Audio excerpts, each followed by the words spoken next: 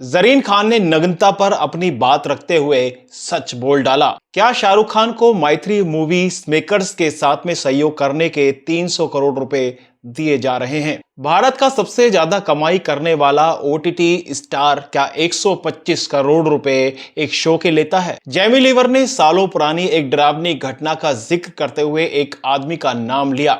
आखिर कौन था वो आदमी और क्या करने लगा? नीना गुप्ता का विवियन रिचर्ड के साथ में अफेयर का क्या है सच? चलिए फिर आज टॉप 5 खबरों पर नजर डाल लेते हैं और आपको बताते हैं कि क्या है इनमें खास। आजकल आपको सोशल मीडिया पर कई सारी लड़कियां नग्नता और अश्लीलता को प्रमोट करते हुए दिख जाती होंगी। उनके इस तरीके के अतरंगी कपड़े होते हैं जिनसे उनके प्राइवेट पार्ट ना तो पूरे तरीके से छिप पाते हैं और ना ही पूरे तरीके से दिख पाते हैं। लेकिन अपनी इन हरकतों की वजह से वो आए दिन ट्रोल होती जरूर रहती हैं। लेकिन अब सलमान खान के साथ में काम कर चुकी एक एक्ट्रेस जिनका नाम है जरीन खान, उन्होंने इस अश्लीलता और घटियापन को लेकर अपना पक्ष रखा है। समझ ही नहीं आ रहा कहां से स्टार्ट करूं। लेटली वीडियोस देख रही हूँ, पैप वीडियोस ऑफ गर्ल्स जो ऑलमोस्ट नंगे उठ के आ रहे हैं और फिर मीडिया के सामने आके छुपाने की कोशिश कर रहे हैं।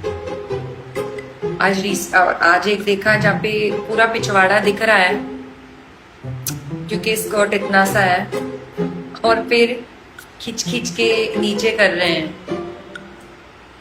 तो व्हाट इज द तुक ऑफ दिस?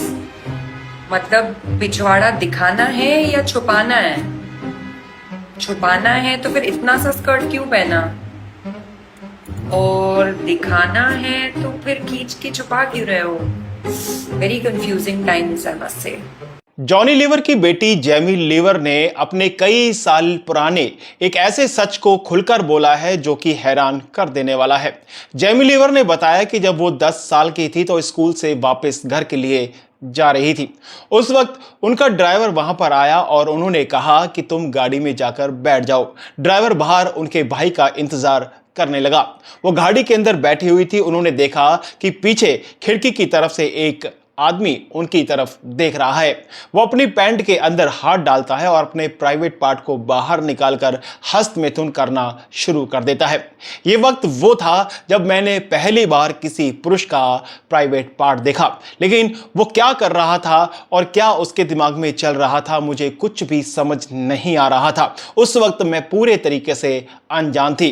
उन्होंने ये भी बताया कि स्कूल बस का एक कंडक्टर ऐसा था जो उनके साथ में गलत हरकत किया करता था, उनके किसी भी पार्ट को गलत तरीके से छुआ करता था। मेरे साथ में कई बार ऐसी चीजें हुई, लेकिन आज मुझे समझ आ रहा है कि वो सारा गलत हो रहा था। बॉलीवुड के सुपरस्टार कहे जाने वाले शाहरुख खान की एक फेमस प्रोडक्शन हाउस मैत्री मूवी मेकर्स के साथ में बातचीत चल रही है।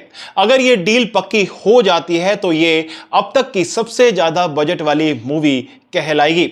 और ये खबर भी सामने आ रही है कि मैत्री मूवी मेकर्स के साथ में अगर शाहरुख खान शामिल हो जाते हैं तो शाहरुख खान को इस प्रोजेक्ट के 300 करोड़ रुपए ऑफर किए जाएंगे। अगर ऐसा होता है तो शाहरुख खान सबसे ज्यादा कमाई करने वाले अभिनेता बन जाएंगे। ओटीटी प्लेटफॉर्म ने वाकई स्टारडम की परिभाषा को बदल दिया है।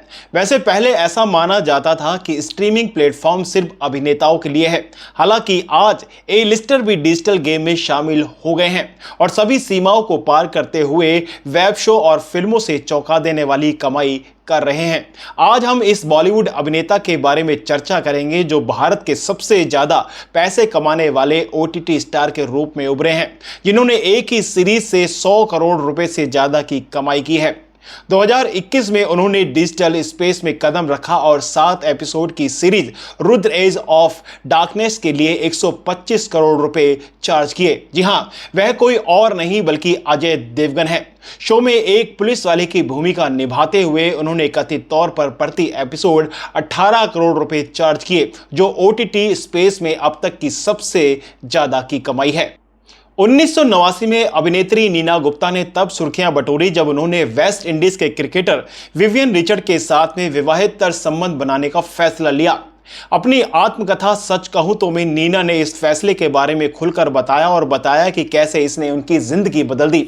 उन्होंने याद किया कि जब उन्हें पहली बार अपनी गर्भावस्था के बारे में पता चला तो वो काफी खुशी से झूम उठी, लेकिन उन्हें लगा कि विवियन को इस बारे में बताना चाहिए। लेकिन उससे पहले ही विवियन वेस्ट इंडीज लौट चुके थे। लेकिन नीना गुप्ता के गर्भवती होने की बात जब सभी को पता चली तो लोगों ने गर्भपात कराने का सुझाव दिया, तो कुछ ने यह कहा कि बिन ब्याही मां का इस तरीके से गर्भवती होना तुम्हारे लिए आगे चुनौती भरा हो सकता है। लेकिन बाद में मैंने बहुत सोचा और उसके बाद मैंने बच्चे को जन्म देने का फैसला किया। लेकिन इस बात से मैं बहुत ज्यादा खुश हूं और मैं आज अपनी बेटी के साथ में जिंदगी जी रही हूं।